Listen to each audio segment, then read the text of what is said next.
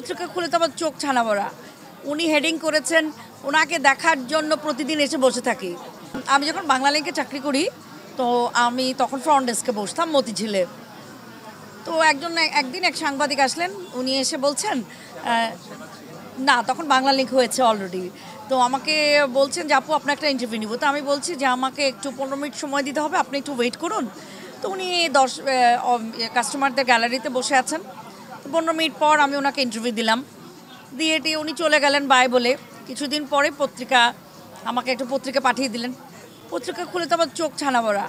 উনি হেডিং করেছেন, ওনাকে দেখার জন্য প্রতিদিন এসে বসে থাকি। তা আমি বললাম এটা কি?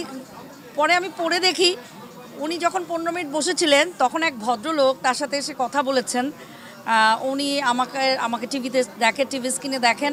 উনি প্রতিদিন এসে এখানে নাকি বসে থাকে আমাকে দেখার জন্য। এবং সেই ভদ্রলোক যখন বসেছিলেন এসে তাকে জিজ্ঞেস করেছে আমার কথা। তারপর ওনার সাথে আলাপ হয়েছে এবং উনি সেটাকে নিয়ে বিশাল নিউজ করলেন। আমি তো রেগে মেগে চিৎকার, আপনি এটা কী নিউজ করলেন? আমাকে বলার প্রয়োজন বোধ করলেন না, আপনি টিআরপি দেখলেন। তো আমি যাই না। এরপর থেকে যেটা হলো যে আমি যখন ফ্রন্ট ডেস্কে বসছি, যাকেই দেখে আমার শুধু এরকম মনে হয় কে। আমি তখন বসকে বললাম আমি আর ফ্রন্টে কাজ করবো না, প্লিজ আমাকে ব্যাক এন্ডে দেন। It's so uncomfortable because I don't know him. তো এটাকে কি বলবো, বিড়ম্বনা বলবো নাকি ভালোবাসা বলবো জানি না।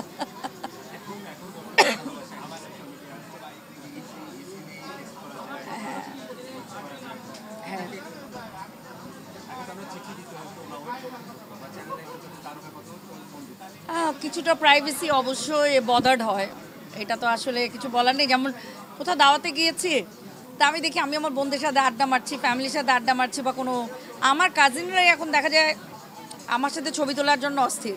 আমার অনেক কাজিন, ইনফ্যাক্ট আমি আমার একটা ফ্রেন্ডের ভাইয়ের বিয়েতে গিয়েছি, এটা আমি আগেও মেনশন করেছি। তো আমার ফ্রেন্ডের মা, উনি আমাকে দৌড়ে এসে হাত ধরে সবার সাথে পরিচয় করা দিচ্ছে যে আমি টিভিতে অভিনয় করি, আমি এই করি সেই করি। উনি সবার শেষে বললেন আমার মেয়ের বান্ধবী। কিন্তু উনি আমাকে ছোটো থেকে দেখতেছে। মানে আমি তো ওই জায়গাটায় sometimes I don't want to be an actress, আমি শুধুই ফ্যামিলি পার্সন থাকতে চাই, কিন্তু ওটা বোধহয় হারিয়ে গেছে।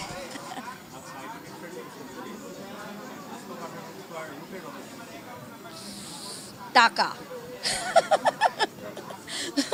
টাকা, কারণ প্রচুর দামি দামি প্রোডাক্ট ইউজ করি, এটা নাইট ক্রিম হোক, সিরাম হোক, নো কম্প্রোমাইজ।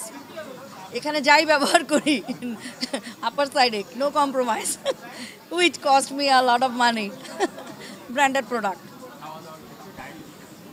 ও আমি আসলে ছোট থেকে একদমই মিষ্টি খাই না, খুবই অপছন্দ করি, প্রচুর ঝাল খাই, টক খাই। সো আমার এমনিতে মিষ্টি কম খাওয়া হয়।